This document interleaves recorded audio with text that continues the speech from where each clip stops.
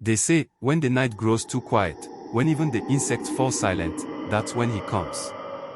The night whistler. He does not walk in daylight. He does not follow crowds. He waits for the lonely soul, the careless traveler, the one who dares break the silence with a whistle. If you hear him return your tune, you are already his. In the old days, before electric lamps, nights were darker than you can imagine. A single torch was often the only light between safety and shadows. In one village, the elders told their children never to whistle after dark. Not once. Not even by mistake. The whistler, they said, had once been a man. A traveler who lost his way in the endless grasslands. For days he wandered, hungry and thirsty, whistling to keep his courage. But no one came. His body died on the path, but his soul, it did not rest. It lingered, still whistling, still wandering, searching for anyone who would answer. Now, when a traveler whistles, he believes they are calling to him. He follows, then imitates. And once he is near, he never leaves. The villagers said the whistler took many forms, sometimes a shadow, sometimes a thin figure with glowing eyes, sometimes nothing but sound. But always, always the whistle. One moonless night, young Kwame walked the lonely forest path home. He had stayed out too long, tracking a wounded antelope. The darkness around him felt endless. His torch burned low, the flame flickering like a dying heartbeat. The night was too still. No owls. No crickets. Not even the rustle of small animals. It was as if the forest itself was holding its breath. Kwame remembered the warnings. But he was no child. He laughed under his breath. "Old tales for weak hearts," he said. He carried his spear and trusted his strength. Spirits were for the old women's fireside stories. But silence pressed heavy on him. To break it, Kwame began to whistle.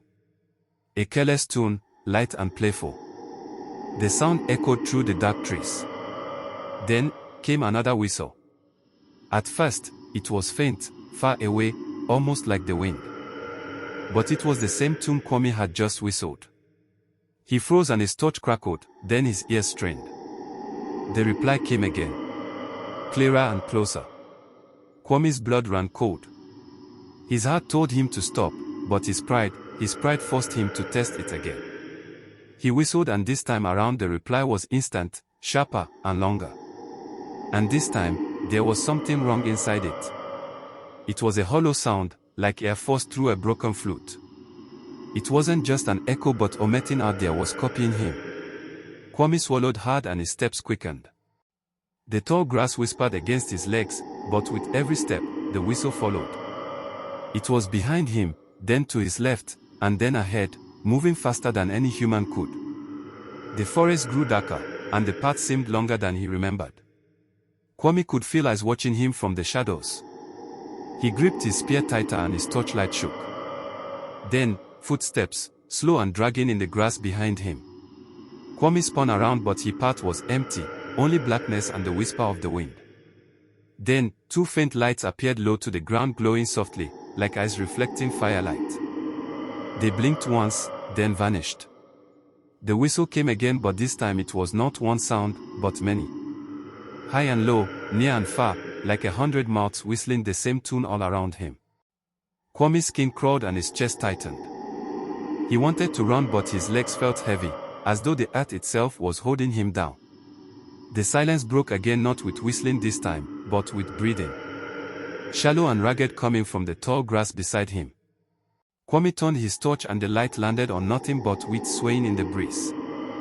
Yet the sound continued, inches away, and invisible. His hand shook and he whispered to himself, "Ancestors, guide me." The whistling returned, but now it sounded different. It rose and fell like laughter, mocking him. A cold, sharp sound that cut straight into his bones. Kwame backed away, his feet crunching on dry earth. Then, he tripped. His torch dropped, rolling in the dirt, the flame sputtered and almost died. For one heartbeat, everything was dark, and in that darkness, he heard it. A single, long whistle, right next to his ear. Kwame scrambled to grab the torch, but the flame fled back to life. And there, standing in the middle of the path, was a figure. It was tall, way too tall. Its limbs were thin, bending in strange angles, like broken branches forced back together. Its head hung low, tilted unnaturally to the side. Its face was hidden in shadow, but its mouth, the mouth stretched wide, too wide. A jagged slit that opened across its face, and from that impossible mouth came the whistle, very sharp, piercing and endless. Kwame's ears rang, his hands trembled on the spear. The thing stepped closer, its legs moving in jerks, its joints bending the wrong way. Every step made the whistle louder, louder, louder. Kwame wanted to run, every part of him screamed to flee, but his body was frozen, trapped in terror. The figure leaned forward and its mouth whistled so loud it drowned out all other sound. The torch flame flickered violently, as if the night itself wanted to snuff it out. Kwame squeezed his eyes shut, gripping his spear, and when he opened them again, the path was empty. But the whistling was still there, right behind him.